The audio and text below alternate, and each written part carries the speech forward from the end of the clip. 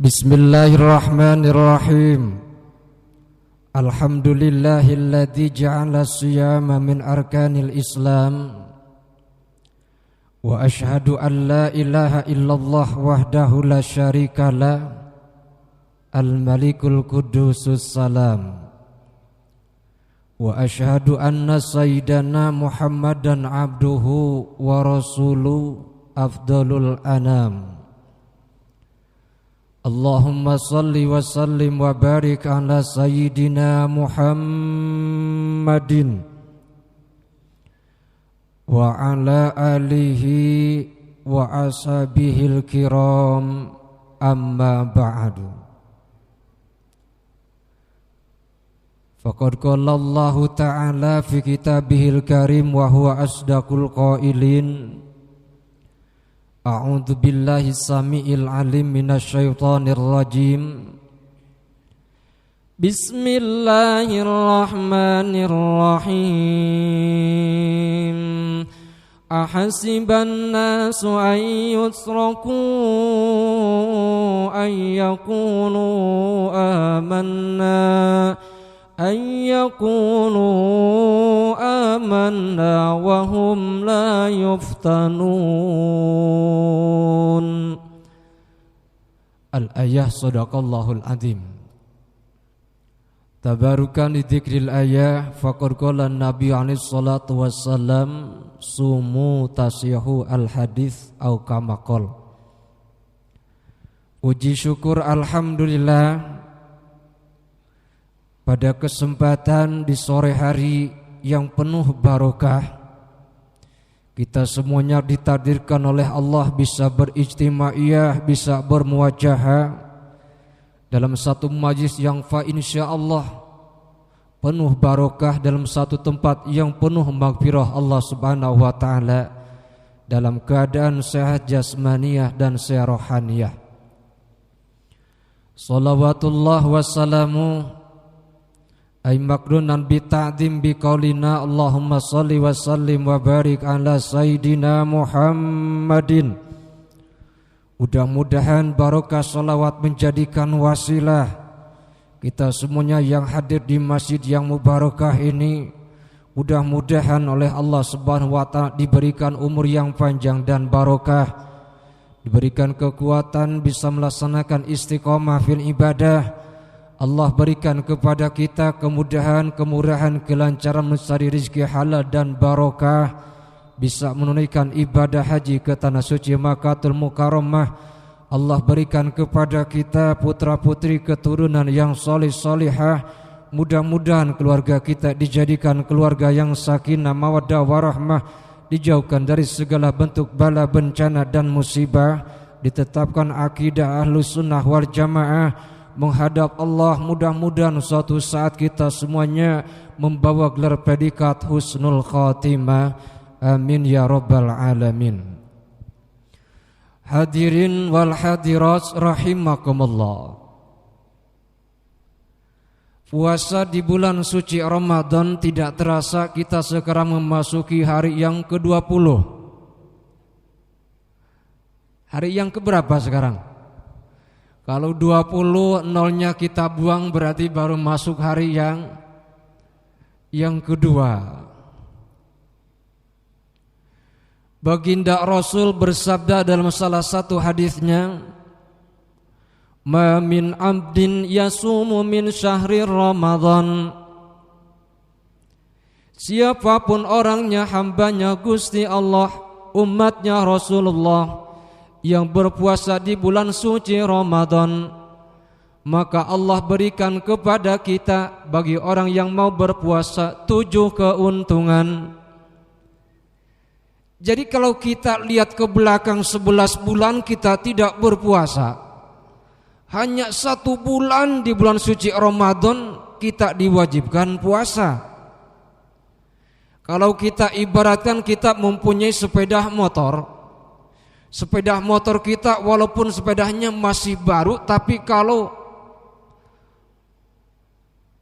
sepedanya jarang diservis, uji berkalanya jangan diperhatikan. Coba kita punya sepeda motor walaupun baru, tapi kemudian tiap hari kita pakai, ke pasar kita pakai, ke tempat kerja kita pakai, kemanapun kita mau berkunjung pakai sepeda motor ataupun pakai mobil, betul.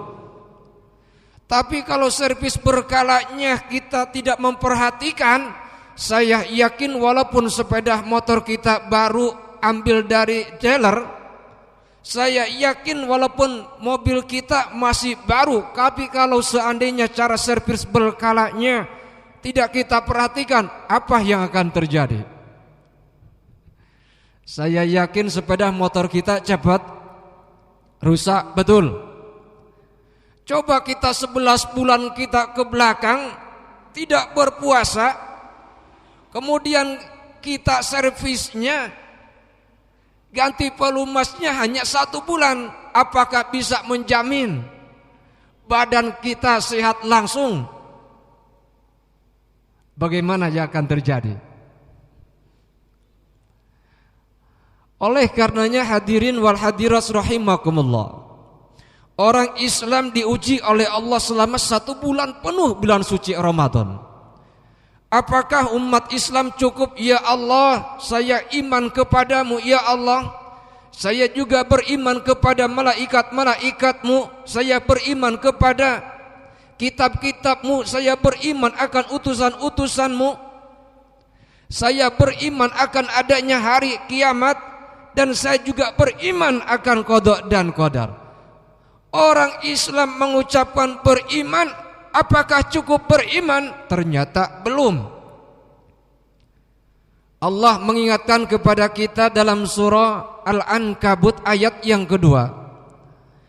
Bismillahirrahmanirrahim. Loh, kok diam semuanya? Orang Islam itu kalau keiman kita sempurna, apabila dibacakan ayat suci Al-Quran kita nyambung langsung serempak mengucapkan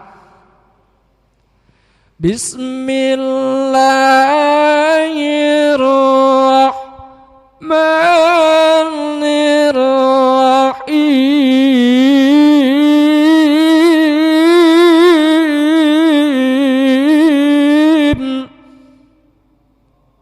Kasep.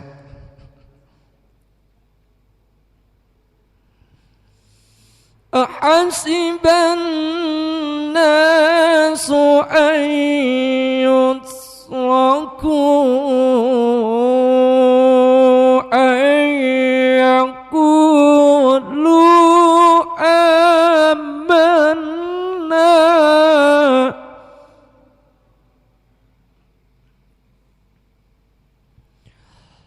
an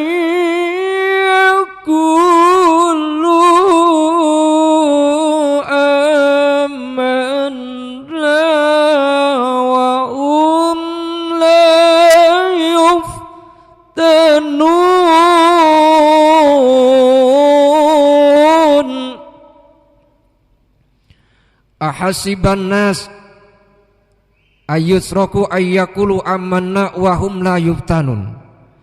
Jangan menyangka umat manusia mempunyai prasangka keyakinan kalau kita sudah beriman cukup di lisan saja. Cukup kita beriman kepada rukun iman yang ada 6. Wahum la yuftanun, apabila keimanan mereka tidak diuji oleh Allah, maka keimanannya tidaklah sempurna. Makanya umat Islam selama 1 bulan penuh ini diuji oleh Allah. Mulai coba kita perhatikan, makan kita disiplin, sholat jamaah kita disiplin, pembicaraan kita yang biasanya sering menggosip, membicarakan aib orang lain, bulan Ramadan stop. Oleh karenanya lulus dan tidaknya kita, kalau istilah militer, bulan suci Ramadan termasuk kawas candra di muka. Selama 1 bulan penuh kita dididik secara disiplin. Sebelum subuh sudah di masjid, Ngaji Quran sehari alhamdulillah dapat 1 juz. Lulus dan tidaknya puasa kita tergantung nanti bulan Syawal. Mudah-mudahan ibadah puasa kita mendapatkan barokah, Allahumma. Hadirin wal hadirat rahimakumullah. Baginda Rasul bersabda, siapapun umat Islam yang berpuasa di bulan suci Ramadan, maka keuntungan yang kita peroleh, keuntungan yang kita raih, dahsyatnya ibadah puasa lain halnya dengan ibadah yang lain. Kok bisa dikatakan ibadah puasa termasuk ibadah yang paling hebat? Yang pertama, dengan berpuasa yadubal lahmal haram min jasadi. Kalau seandainya diperkirakan di dalam jasad kita itu ada makanan yang tadinya tumbuh dari makanan yang tidak diridhoi oleh Allah. Kesimpulannya, kalau seandainya perut kita ini ternyata ada salah satu daging yang tumbuh dari makanan itu yang haram. Kalau seandainya di dalam jasad kita ada tumbuh salah satu daging saja yang ditimbulkan dari makanan yang haram, apakah sholat kita diterima? Sedangkan baginda Rasul bersabda, la yaqbalullahu ta'ala sholat amri'in idza kana fi jawfihi luqmatun minal haram. Allah tidak akan menerima sholatnya seseorang yang apabila di dalam perutnya kita ada salah satu makanan, satu suap saja dari makanan yang haram. Ayo saya mau tanya, kalau kita makan sepiring itu kira-kira berapa suap? Kalau seandainya 1 suap saja 40 hari, kalau kita makannya 10 suap berapa hari? Makanya kalau kita misalkan pernah memakan makanan yang haram, kita umroh tiap bulan, apakah hancur? Tidak. Kita sedekah tiap Jumat, apakah hancur? Tidak. Kita ibadah haji, apakah hancur? Tidak. Ternyata yang bisa menghancurkan daging-daging yang tumbuh di dalam jasad kita dari makanan yang haram, ini hanyalah ibadah puasa. Contoh saja, Nabi yang pertama diturunkan oleh Allah kan Nabi siapa? Nabi Adam. Nabi Adam itu usianya 930 tahun. Ayo, kita umat Islam di Indonesia, umat Rasul, saya kepingin tahu berapa sih umurnya umat Rasul paling tua? Kita Semalang Raya saja mencari orang yang umurnya 150 tahun, apakah ada? Nabi yang pertama diturunkan oleh Allah kan Nabi Adam.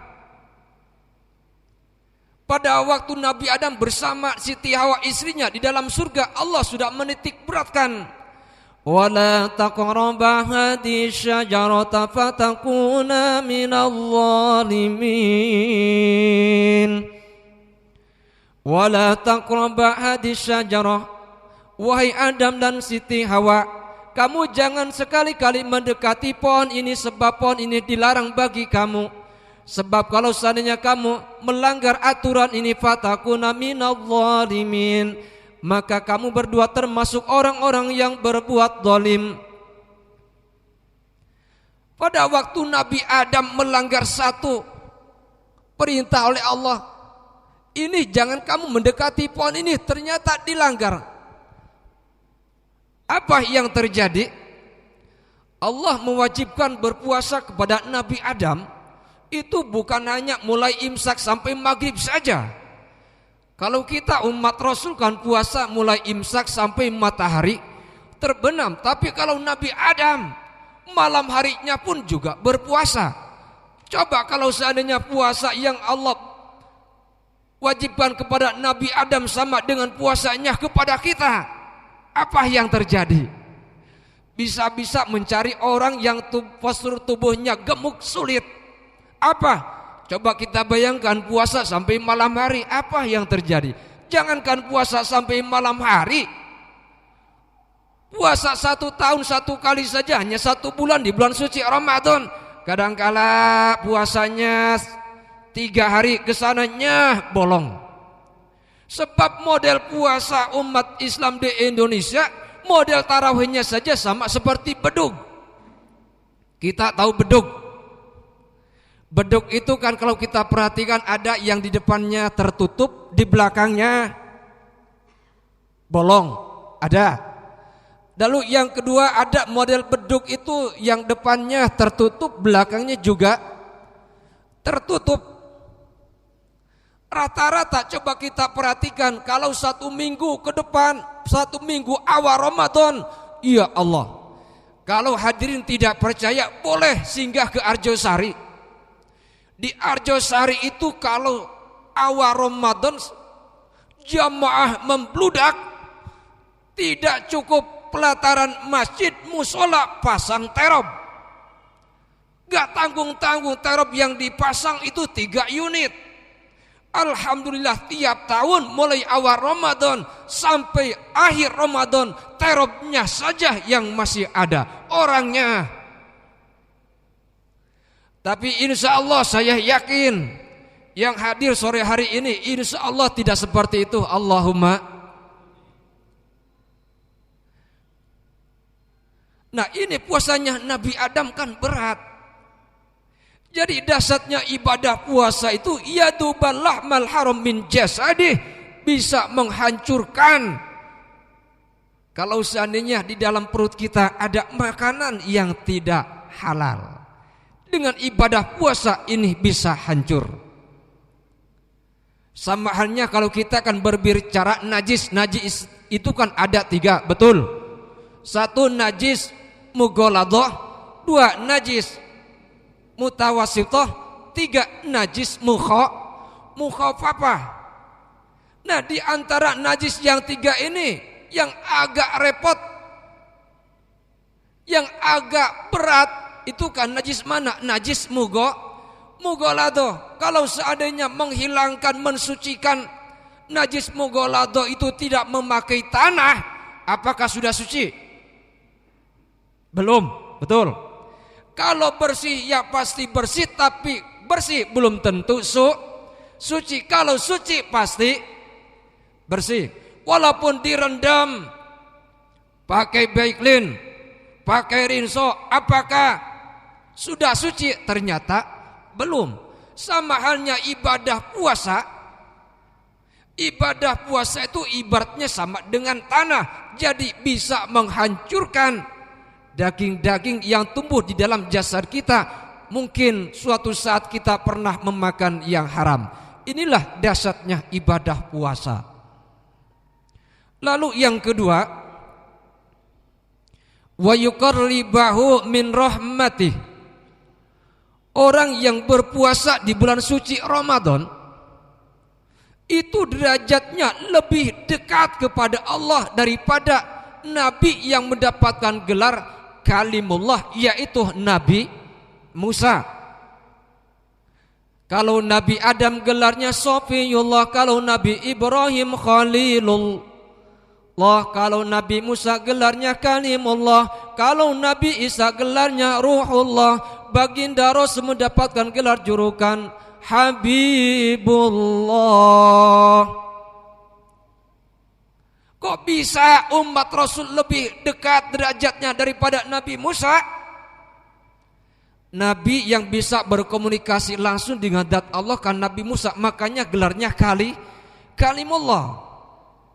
Nabi Musa sempat bermunajat, ilahi al-khalaqta khalqan.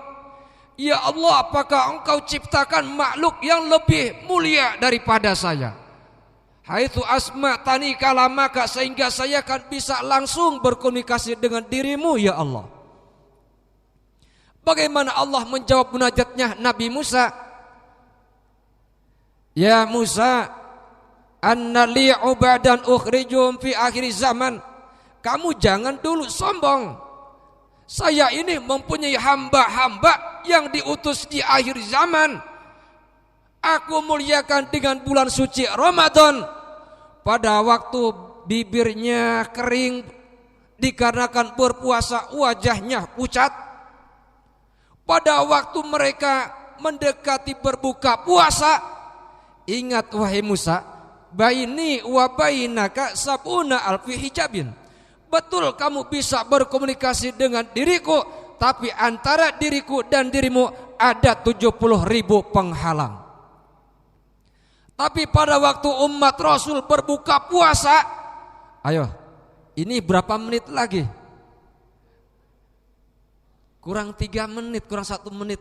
Apakah kita senang? Ya jelas. Makanya kalau kita berbuka puasa, ini kesempatan